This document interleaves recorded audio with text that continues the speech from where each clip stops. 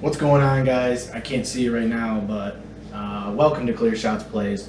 Today, now I apologize if the audio is not great. I have no idea if it is or not, but I do know that.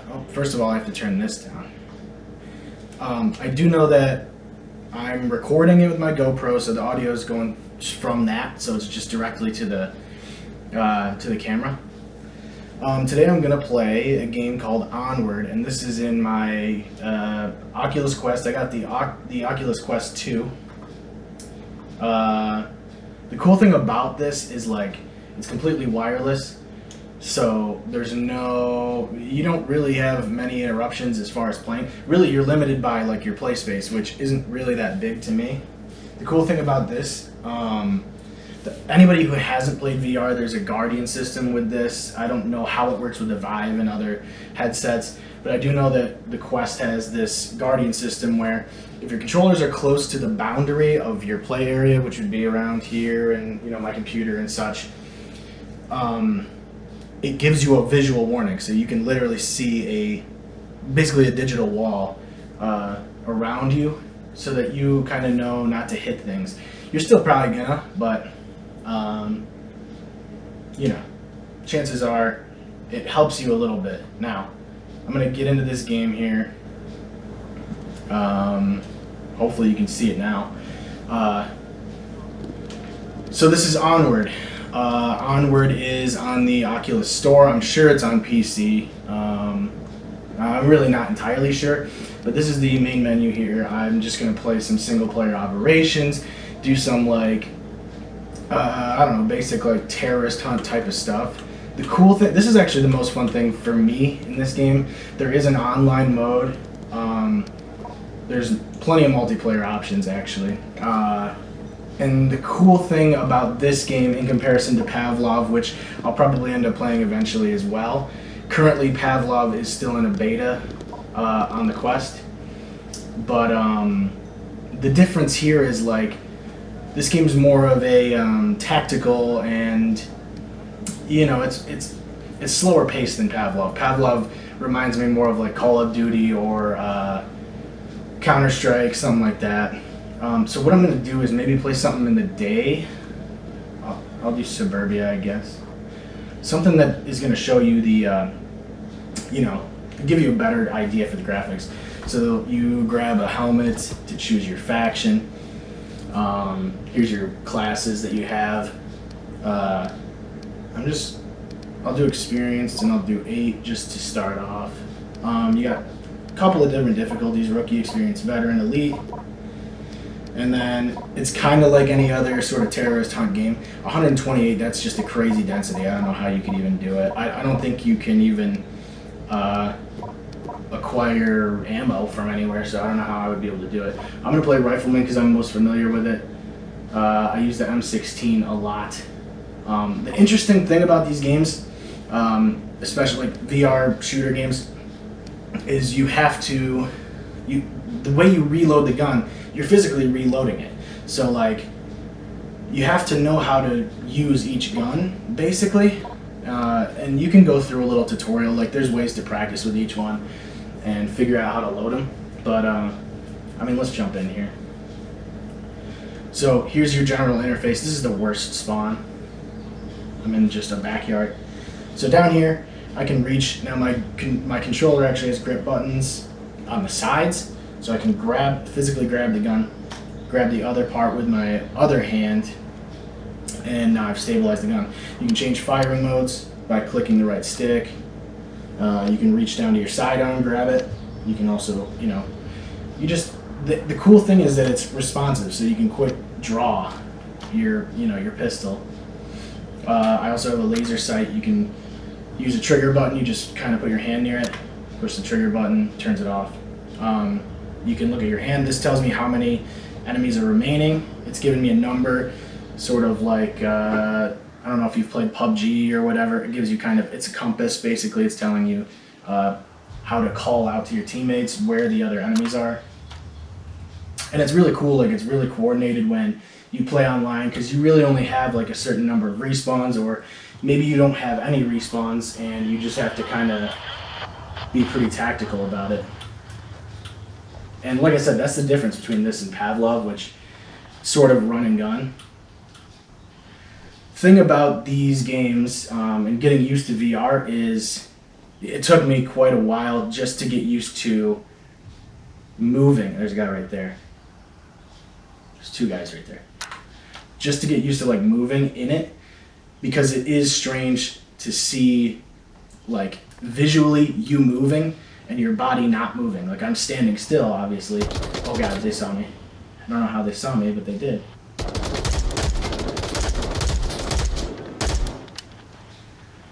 So I got one.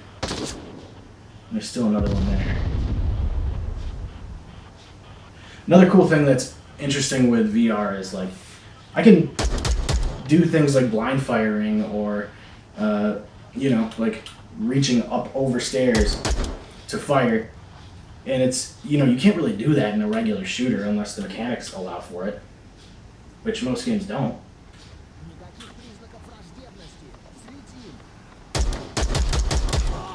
So the reloading mechanics are interesting. I'm gonna probably die if I try to do it, but I might. Another thing is like there's quick turns. So with my right stick, I can do sort of a you know, sort of a. I mean that's what it is. It's a quick turn, but you can also literally turn. And that also, you know, it works the same way. It depends on your play space and how much room you have. Now to reload in this game, I just press the A button on my controller. It drops the clip. I pull this one from my hip, attach it, and you're good to go. The cool thing is like I said, some guns you can't just press A and it won't just like it's not gonna drop out. You have to hold A, pull the clip out, and then reload it accordingly. So now, chances are there's a guy down here still. I thought there was. I'm going to also show you grenades. So I can reach up onto my chest here, grab a grenade, pull the pin, throw it. That's a smoke grenade. The cool thing too is like you can literally interact. So like I dropped this clip, this empty clip. I can physically bend down and pick it up. And I mean, I don't need it. It's pretty much empty, but that's another really cool thing about VR is like you can physically crouch and like in the game I'm crouching. I've had times in this game where I'm literally laying on the floor with like an SKS or something like that, because like I said, you only have one life. Oh, there's a guy, and he was just standing there like an actual idiot. I've got my game volume down so I can't hear if anyone's walking around me. I also need to see. We got 5 left. Oh god. Yep. So you can, if you use your grip button on both hands, you can literally grab the pistol with both hands. It obviously steadies it a little bit better. Oh boy.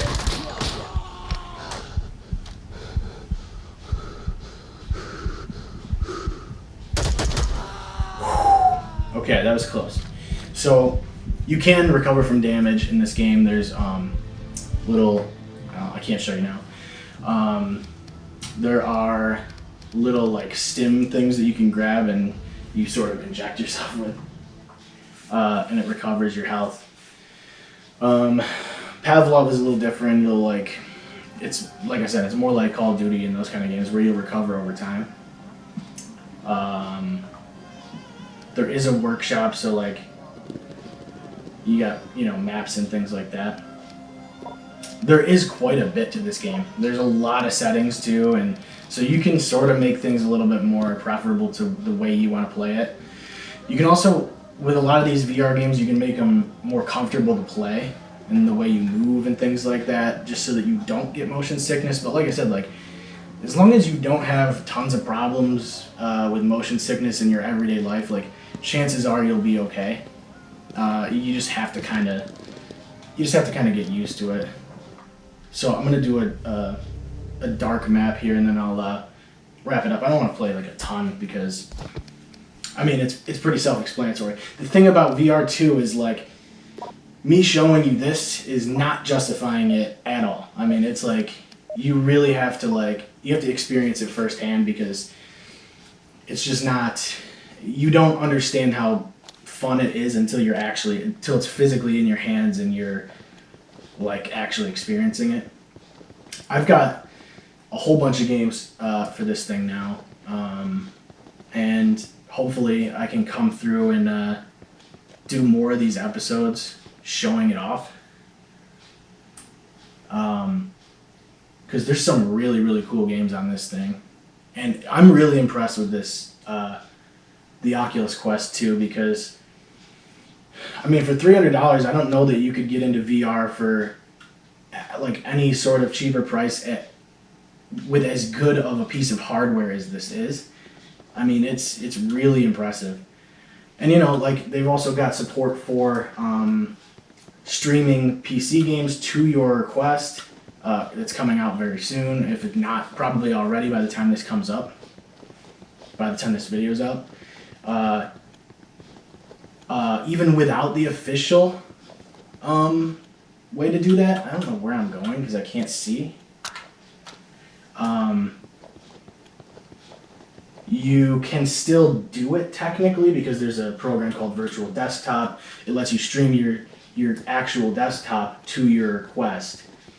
So there are ways around it. So you can play games like Half-Life Alyx and things like that are more demanding, but you're going to be running it off of your PC's hardware.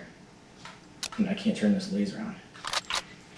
But that's a really, really cool feature, because, obviously the Quest's library isn't gigantic right now, but it is growing, and there's a lot of games that are coming to it. It has, graphically it looks pretty nice. This game isn't like super, super demanding graphically, but there are games that look really, really nice on this thing. And so I have 8. Oh, I only put 4. I didn't change it. So I'm just going to try and hunt these 4 guys down.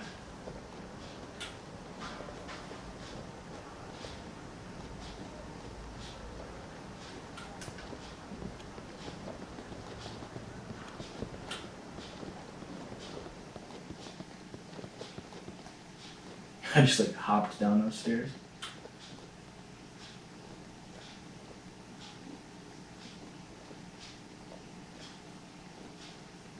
I don't see anyone at all. But as I was saying, this is worth it. Like, if you are looking to get into VR, whoa, I'm getting shot at. From where? I gotta go fast.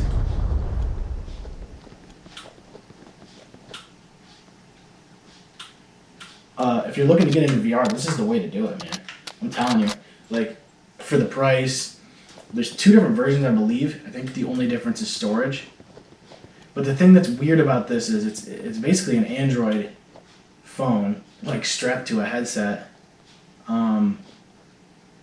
because it's technically running Android. At least that's what I read. That's essentially what the operating system is.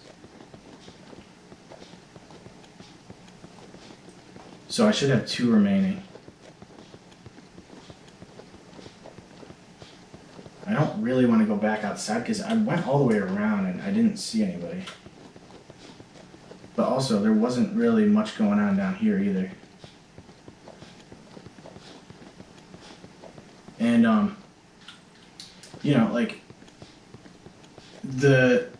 the one downfall I see with Oculus is that it's a Facebook thing. So you do have to use a Facebook account to sign up for it, which is very strange to me. It's owned by Facebook, so it makes sense.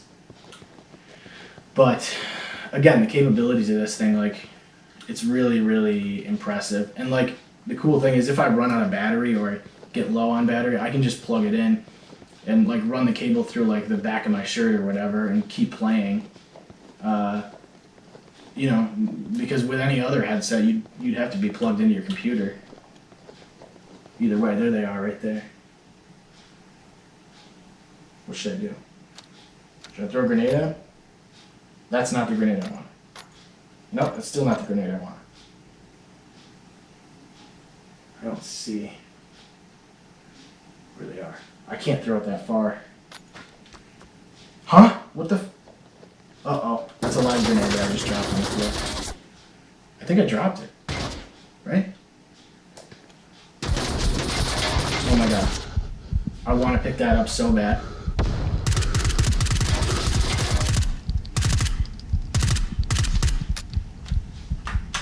Come on, come on.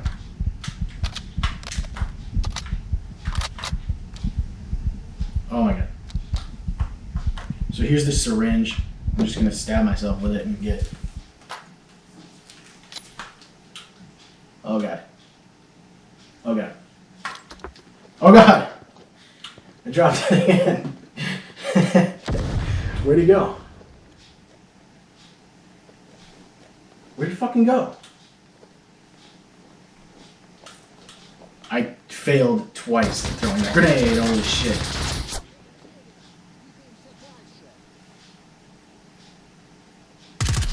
Play something I'm gonna play on the Clear Shots plays.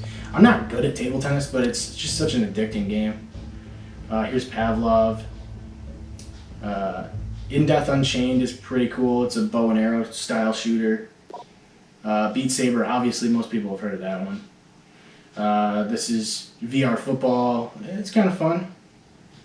Smash Drums, I'm not a big fan of that. Vader Immortal was kind of cool. It's sort of it's an experience that's like, you're kind of playing through like a cinematic movie type thing. But the lightsaber combat is really, really cool. Top Golf is great. It's like a virtual driving range, and then it's also got like mini golf. Sports Scramble I have just for like baseball. Pretty fun. Echo VR is free. You can kind of like, it's like anti-gravity sort of thing, and you have a frisbee that you throw into goals. It's really cool. Creed, that's just a demo of that. And then Poker Stars, I haven't played that yet, but that's what I've got right now.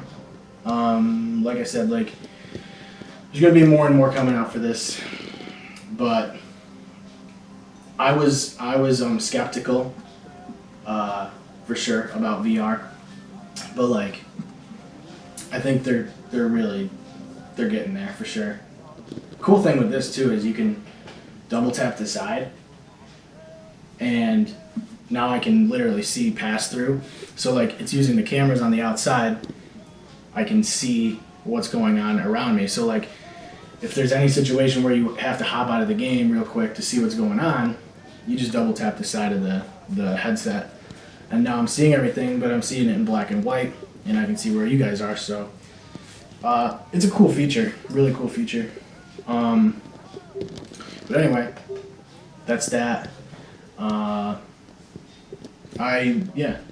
just wanted to show you guys some VR stuff, and I would hopefully like to do more of it. So thanks for watching. I'll see you guys very soon, hopefully. Take care.